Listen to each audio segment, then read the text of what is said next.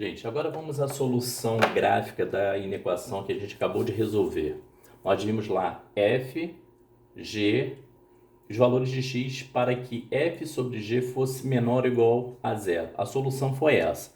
Agora, graficamente, nós temos aqui o gráfico da função f, o gráfico da função g, tá? O que nós devemos fazer? Nós devemos buscar o ponto de interseção com o eixo x nas duas funções, ó.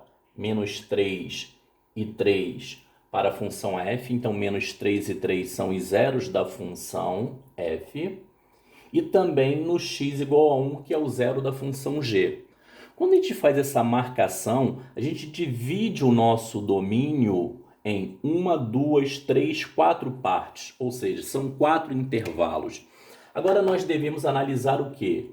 Primeiro, eu quero f sobre g menor que zero, ou seja, eu quero que esse quociente seja negativo. Então é necessário que essas funções tenham sinais diferentes. Se vocês analisarem o intervalo aqui, ó, menor que menos 3, elas estão acima do eixo x, ambas são positivas, então o quociente é positivo. Isso não interessa para a gente. Se vocês considerarem entre menos 3 e 1, uma está para cima, a outra está para baixo, ou seja, uma é positiva, a outra é negativa. Logo, o quociente é negativo. Essa parte aqui interessa para a gente.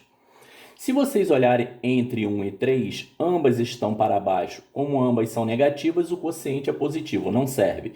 E se vocês considerarem maior que 3, uma está para cima, a outra está para baixo. Uma é positiva, a outra é negativa. Então, o quociente é negativo. Essa parte aqui interessa para a gente. Agora, nós vamos analisar os zeros da função. Isso daqui, f sobre g igual a zero, é necessário que f seja igual a zero, porque g não pode ser zero. Então, a única forma desse quociente dar zero é que f seja zero. Então, quem anula a função f é o menos 3 e o 3. Lembrando, a função g jamais poderá ser anulada. Então, em 1 deve ser aberto. Observem que essa solução é isso daqui, ó, fechado em menos 3, aberto em 1, união com fechado em 3 para mais infinito. É isso daí, gente. Agora, gente, para complementar, só uma curiosidade. Se, ao invés de trabalharmos com as funções separadamente, tá? E criarmos aquele quadro de sinais para resolver ou resolver graficamente, imagine o seguinte, eu faço f sobre g como uma única função, tá? É a função x ao quadrado menos 9 sobre menos x mais 1.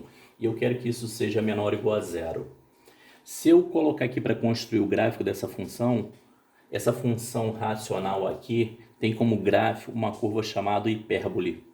Se vocês observarem aqui, eu coloquei uma linha pontilhada no x igual a 1 para destacar o seguinte. Quando x for 1, vai anular a função. Mas essa função jamais poderá ser anulada, tá?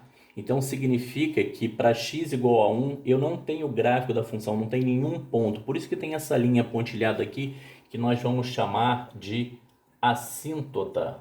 É uma assíntota vertical neste gráfico, tá? Essa assíntota é uma reta onde o gráfico se aproxima muito sem tocá-la, ou seja, a distância entre o gráfico e essa linha pontilhada tende a zero. Alguns gráficos têm essa assíntota que pode ser horizontal, pode ser vertical, pode ser inclinada, vai depender muito da situação.